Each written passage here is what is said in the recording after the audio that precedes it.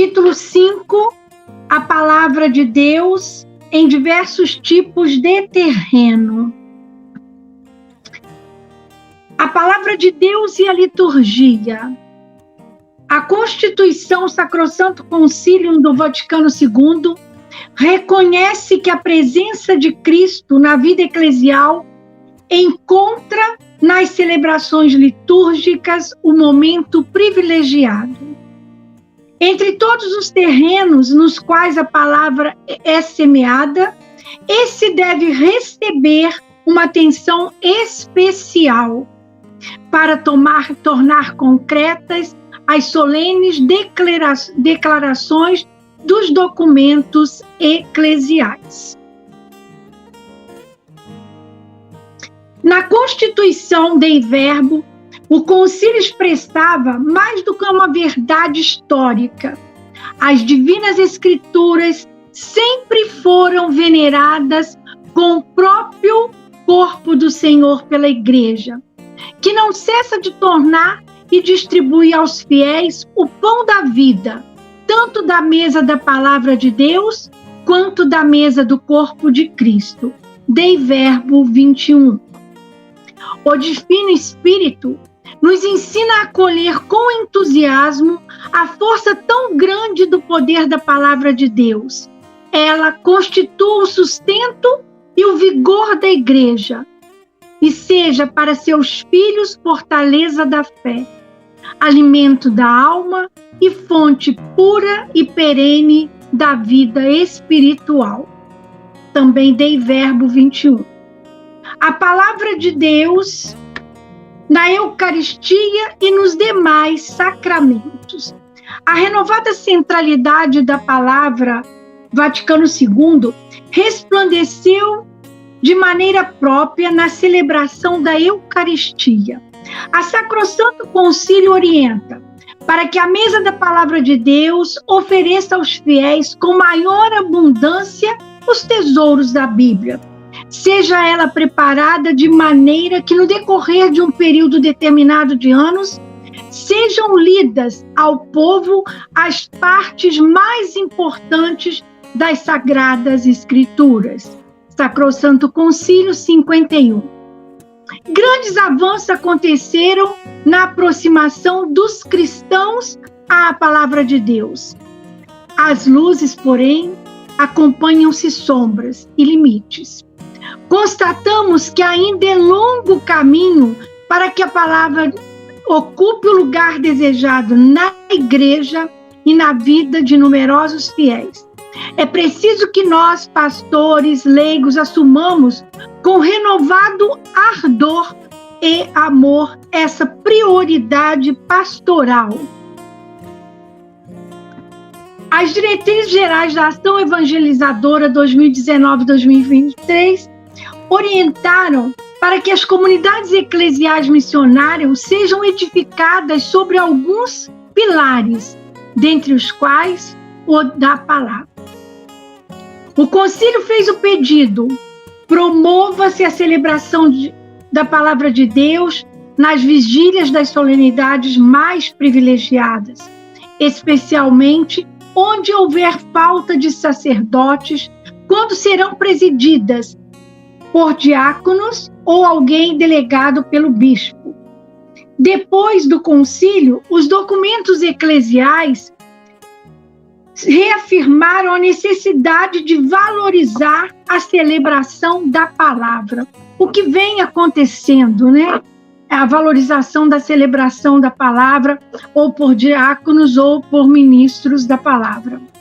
O Papa Bento XVI, na exortação apostólica Verbo Domini, acolhe a experiência latino-americana quando afirma: o sínodo convidou a um esforço pastoral particular para que a palavra de Deus apareça em lugar central na vida da Igreja, recomendando que se incrementem a pastoral bíblica como animação bíblica da pastoral. Então, é uma necessidade que a gente realmente dê à palavra um lugar central em todos os momentos de encontros, movimentos, orações, até nas orações do Santo Terço.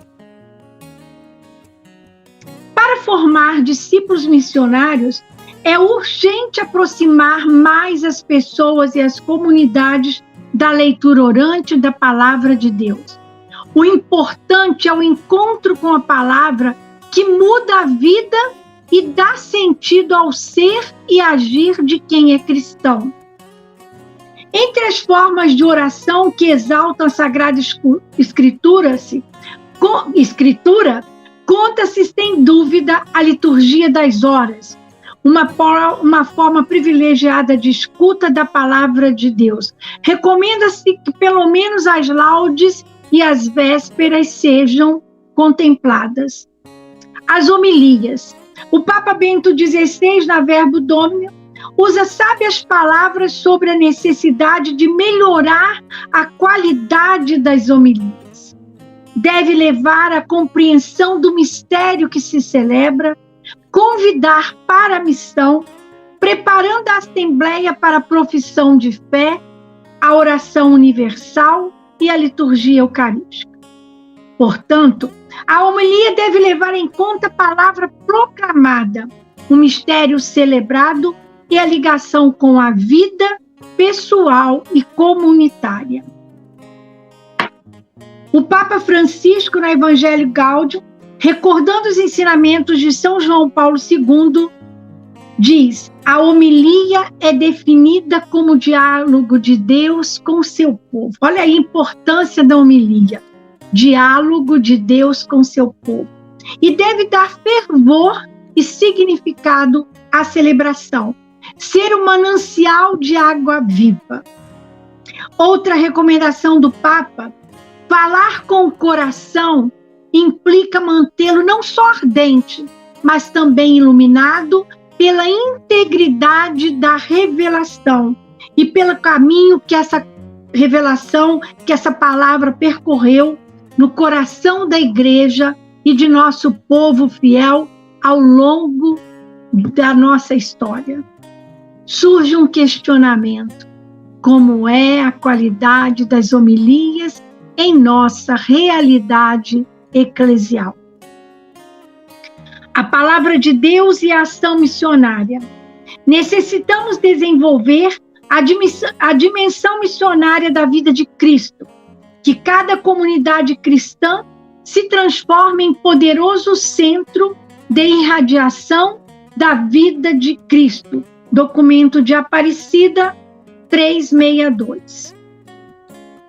A missão é, antes e acima de tudo, anunciar e testemunhar a beleza de ter encontrado Jesus Cristo. Conhecer a Jesus é o melhor presente que qualquer pessoa pode receber. Tê-lo encontrado foi o melhor que ocorreu em nossas vidas. E fazê-lo conhecido com nossa palavra e obras é a nossa alegria. Também o documento de Aparecida, do qual nós somos convidados a tirar da gaveta, né?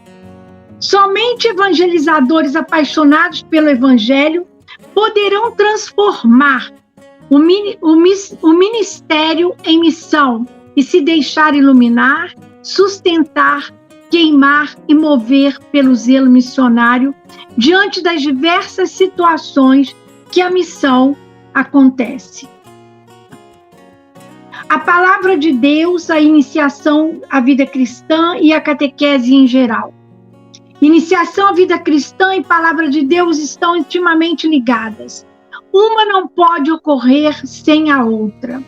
A iniciação à vida cristã é lugar privilegiado de animação bíblica da vida e da pastoral. Os processos de iniciação se fundamentam na Sagrada Escritura e na liturgia. Nos educam para a escuta da palavra e para a oração pessoal, mediante a leitura orante, evidenciando uma estreita ligação entre Bíblia, catequese e liturgia.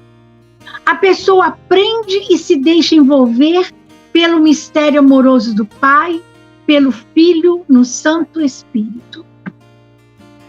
Como exorta o Papa Bento XVI, a inteligência das Escrituras exige ainda mais do que estudo. Exige intimidade com Cristo e com a oração. Verbo Domini.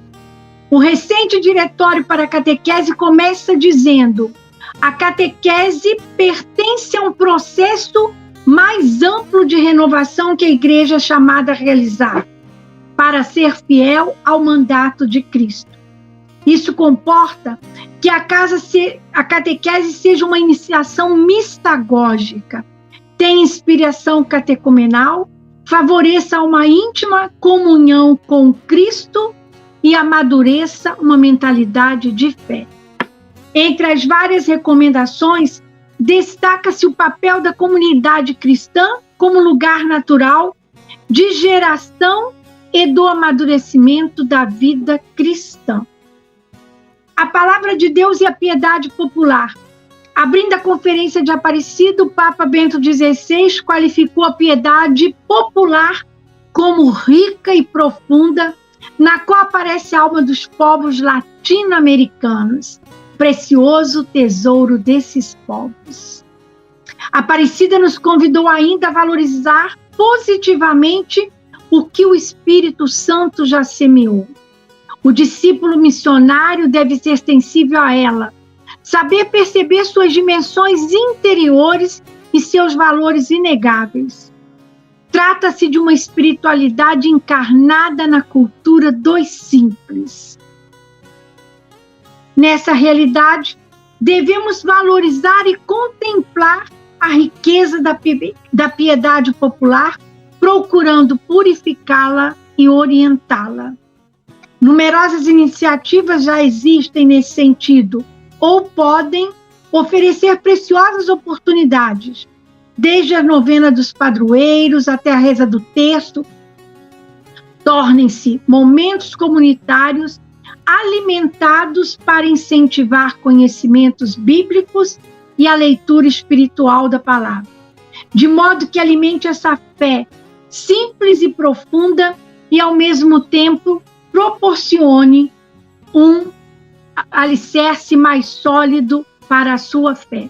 Então, em todos os momentos e oportunidades, que saibamos usar a palavra de Deus.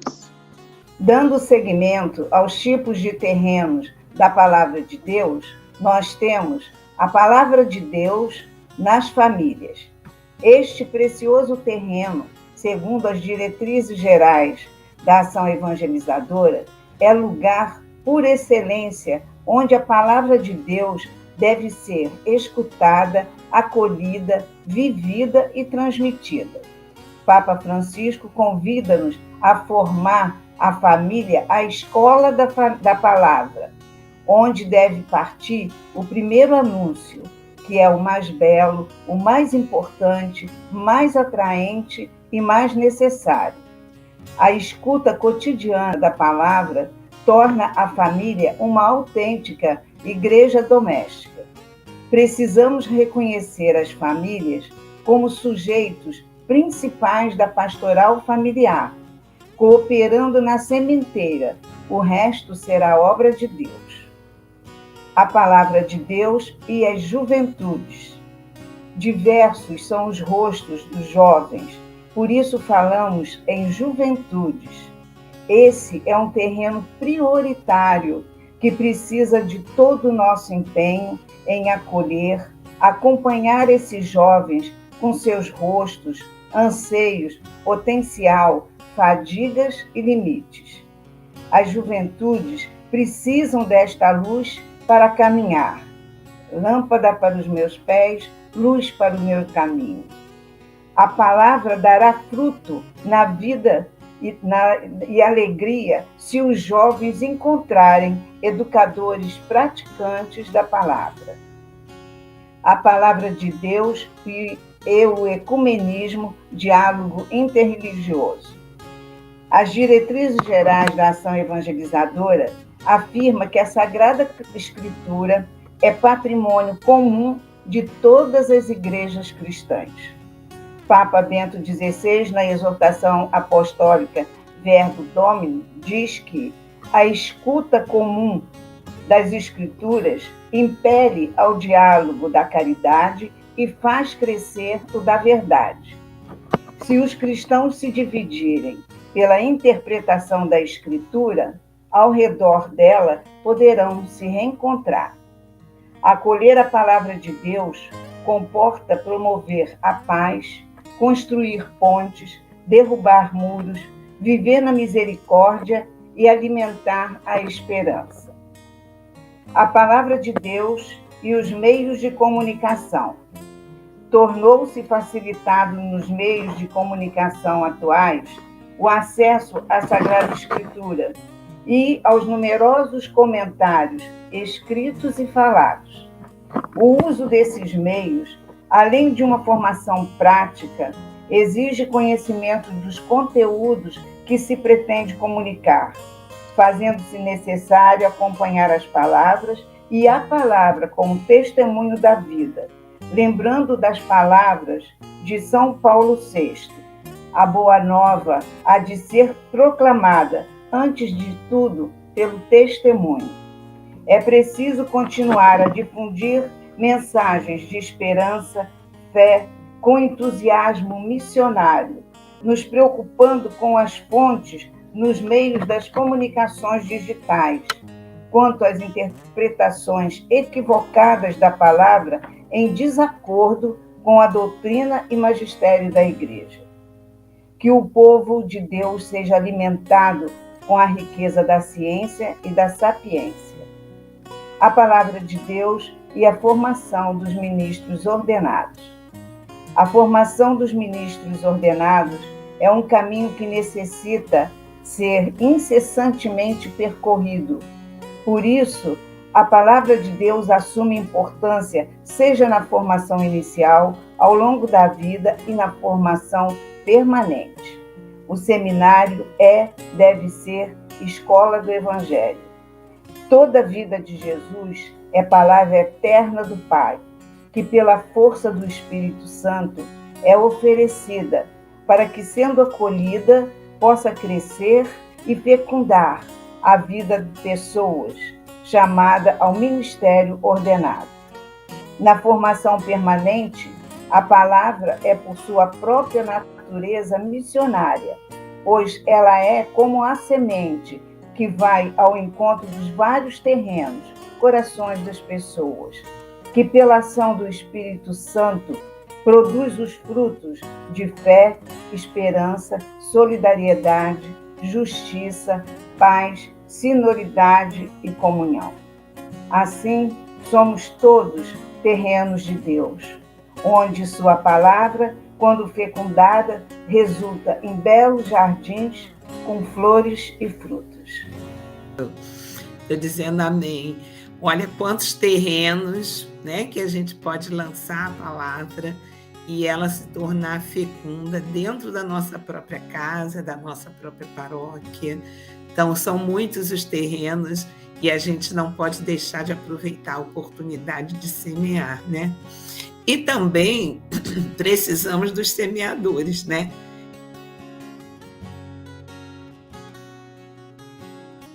De Deus, acolhida e semeadora. Pessoas evangelizadas que permanecem no diálogo com Deus, que se dá continuamente, tornam-se semeadoras. Quem recebe a palavra, além de ser por ela fecundado, é constituído seu portador e propagador pelo testemunho de vida e pelo anúncio. E a animação bíblica e as diversas óticas para o contato com a palavra de Deus nos mostra os diferentes modos de aproximação desta palavra, da palavra de Deus. Através da leitura orante, da leitura contínua da Escritura e a lécio divina. A leitura orante é realizada na oração ou meditação pessoal. A liturgia orante se torna um precioso instrumento para o crescimento espiritual. E o próprio documento nos aponta um caminho a seguir para a leitura orante em família ou nas comunidades. É oportuno assumir o texto da liturgia dominical. Os primeiros 3 anos de encontros comunitários podem ter os evangelhos por guia, ano A, ano B e ano C. Em seguida, pode-se fazer a leitura orante, tendo por base a primeira leitura das celebrações dominicais, favorecendo-se uma releitura cristã de vários textos do Antigo Testamento. Os 3 anos seguintes podem, então, ser dedicados aos textos da segunda leitura dominical. Com isso, é possível estabelecer um mergulho na Palavra de Deus que dura 9 anos. Os encontros em famílias ou na pequena comunidade privilegiam a leitura orante de um dos textos da liturgia do domingo seguinte, o Evangelho, primeira ou segunda leitura, como preparação para a celebração dominical, missa ou celebração da palavra. Em um segundo momento, a leitura contínua. A leitura contínua dos livros da Bíblia, tem uma finalidade diversa, uma espécie de ambientação ou familiaridade com a Sagrada Escritura. E aí propõe para a gente as sequências dos livros, do livro a serem lido de maneira contínua da Bíblia, da Palavra de Deus. E precisamos adotar subsídios para estudos bíblicos, subsídios diocesanos, de animação bíblica, apenas desse ou daquele modo. É preciso estar aberto para o jeito como a estrada se manifesta. Há momentos de subida e outros de descida. Há retas e curvas, há túneis e pontes. O caminho é rico, importa caminhar. Por isso, a autêntica animação bíblica da pastoral pede a capacidade de integrar e articular os diferentes caminhos de contato com a Palavra de Deus, de modo que ela ilumine toda a realidade pessoal, comunitária e socioambiental. Deus nos abençoe e nos fortaleça na caminhada. Amém.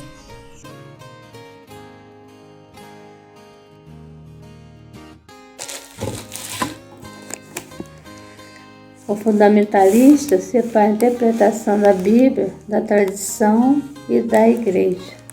A tradição, ela temos a exegética que debruça a palavra para poder chegar às interpretações. E às vezes que são fundamentalistas leem a Bíblia ao pé da letra e isso vai complicar a vida. E às vezes muitos colocam ideologia para poder justificar as suas atitudes. Então, a leitura fundamentalista dificulta a aceitação do próprio mistério da encarnação do Verbo de Deus em nossa história. O fundamentalista é prevalista e subjetivista, por isso é anti-eclesial. O fundamentalista arruma jeito de dizer que o Papa ele é contra o Papa. Ele dá um jeito de muitas vezes separar a igreja e ainda justificar se a partir da Bíblia, que é um perigo tanto. Esse é um grande desafio atual, que subjuga muito o Papa, mas ele mesmo está nem aí. No conhecimento da Palavra de Deus. No Dei Verbo, uma frase de São Jerônimo que é muito importante, que diz: ignorar as Escrituras é ignorar o Cristo. Então, o primeiro anúncio é a partir da palavra assim. Se eu não conheço as Escrituras, se eu não tenho intimidade com ela, eu não vou ter intimidade com Cristo.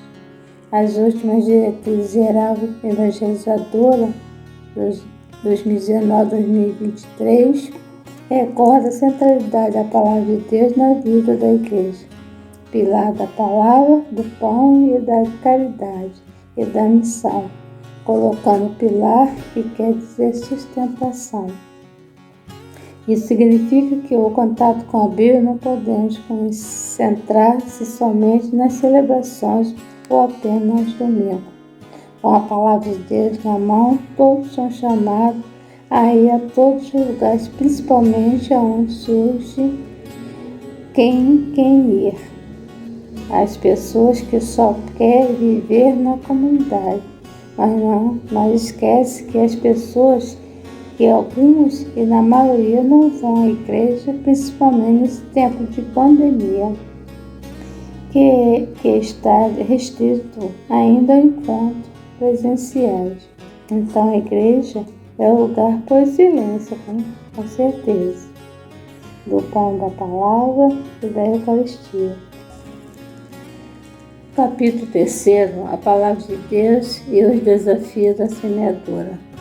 Como se percebe na palavra do semeador, o agricultor é zeloso. A semente é fecunda e generosa. O que faz com que a semente não germine não foi a qualidade da semente, ela é boa, e nem foi a preguiça do semeador. Ele semeou, ele nem olhou o terreno, ele somente semeou. Mas alguns terrenos apresentam desafio à semeadura. Só que este desafio não pode fazer a gente parar. O primeiro desafio é o acesso à palavra de Deus. E o primeiro passo é o acesso ao material, que é a Bíblia. Muitas pessoas não têm a Bíblia, porque a Bíblia não chegou até elas por vários motivos. Porque muitos são pobres, porque não têm condições de comprar. E por isso que nós precisamos fazer campanha, ter recurso para colocar a Bíblia na mão das pessoas. Então, a primeira coisa é esse acesso material. Nossa casa, a gente tem várias edições bíblicas da Bíblia, né? Mas muitos não quer dizer que na casa de todos tem esse acesso, né, direto. Então, o primeiro desafio é o acesso mesmo. As pessoas têm que estar com a Bíblia nas mãos. Ela, contudo, não pode estar somente nas mãos de especialistas, as pessoas cultas, né? Ela tem que estar nas mãos do povo. O desafio para que isso aconteça é a ausência do primeiro anúncio. A pessoa não recebeu o primeiro anúncio. Como é que eu vou saber se ninguém me falou? Então é preciso ter o primeiro anúncio. Isso impede as pessoas de terem um contato vivo com Cristo Palavra. Há batizados que nunca fizeram experiência de encontro pessoal com Cristo. O primeiro anúncio deve suscitar adesão, discipulado, configuração com Cristo. Então é fundamental nós termos esse primeiro anúncio para que as pessoas possam fazer experiência com Cristo. E ela vai conhecer Jesus através da palavra. Outro desafio é a interpretação da palavra e leitura fundamentalista. Este é um grande problema que teremos que ter muito cuidado com a interpretação fundamentalista.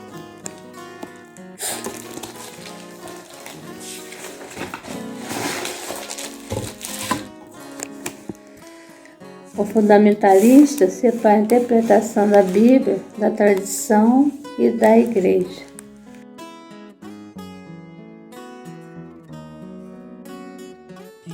Olá, eu sou a Mariana Venâncio, sou assessora da Comissão Episcopal Pastoral para Animação Bíblico-Catequética e hoje eu estou aqui para dividir com vocês alguns pontos importantes sobre o capítulo 7 do nosso estudo 114 da CNBB e a palavra habitou entre nós.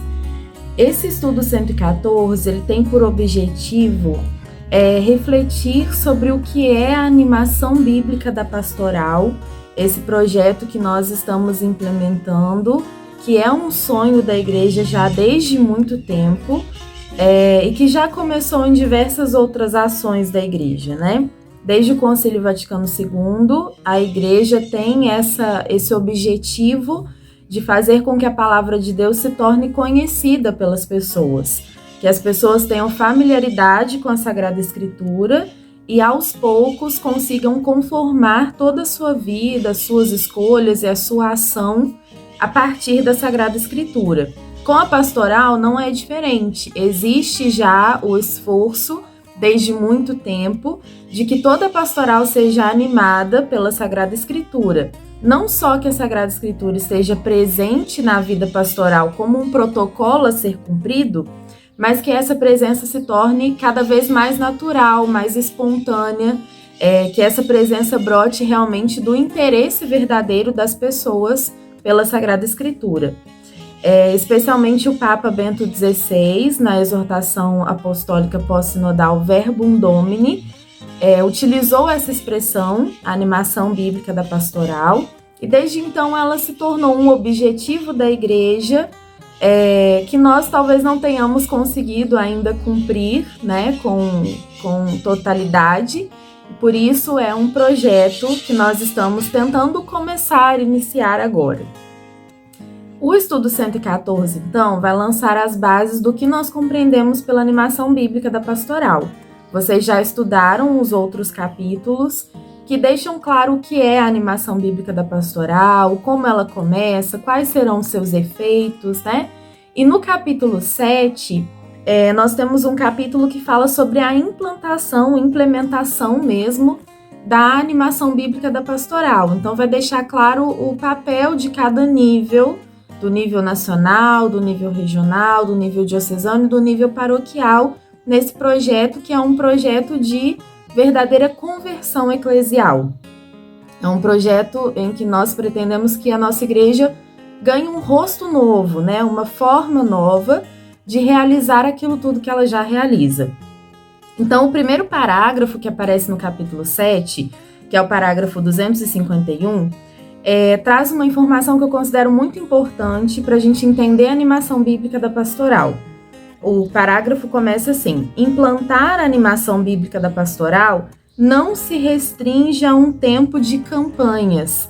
Isso aqui é muito importante, porque às vezes a gente se deixa levar pela ilusão de que implementar um projeto é apenas realizar um conjunto de eventos. E não é isso que nós pretendemos com a animação bíblica da pastoral.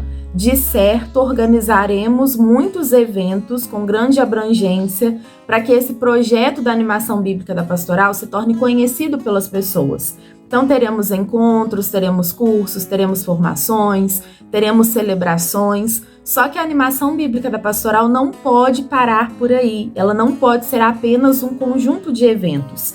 Todos os eventos que nós vamos realizar daqui em diante, eles devem ter por objetivo conscientizar as pessoas sobre a necessidade de um processo, que aí sim é um processo cotidiano, é um processo que se realiza dentro das nossas estruturas diocesanas, paroquiais, regionais, mas que também precisa impactar a vida cotidiana das pessoas. Então, os nossos regionais, as nossas dioceses, as nossas paróquias, elas não passarão por essa conversão profunda que trará de novo a Sagrada Escritura para o centro das escolhas e das motivações, se cada pessoa, cada agente de pastoral, cada membro ativo da comunidade também não conseguir fazer esse processo de conversão, de trazer para o centro da sua vida, do seu cotidiano, da sua oração, das suas escolhas, uma inspiração bíblica.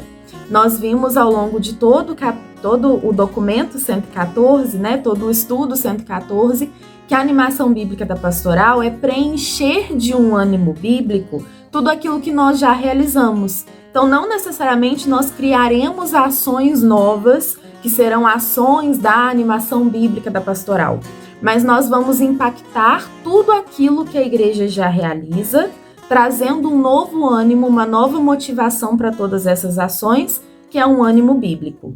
E aí, a partir disso, né, para estruturar esse processo, que também não será um processo imediato, né, o processo da animação bíblica da pastoral será longo, não será algo que a gente vai conseguir fazer em 2, 3 anos, porque é uma mudança de mentalidade, né, uma mudança de uma forma de ser igreja.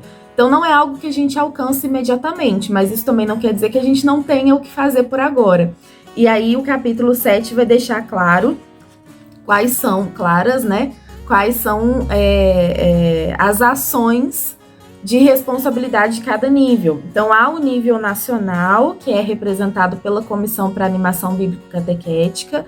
Ela tem as suas atribuições, e o documento aqui vai destacar especialmente o cuidado com o mês da Bíblia, né, que já é algo que é celebrado com grande ênfase nas nossas comunidades, mas cuja organização parte da Comissão para Animação Bíblico-Catequética. Também a campanha da fraternidade, né, que é um espaço especial de reflexão, em que as pessoas se reúnem para fazer os encontros bíblicos.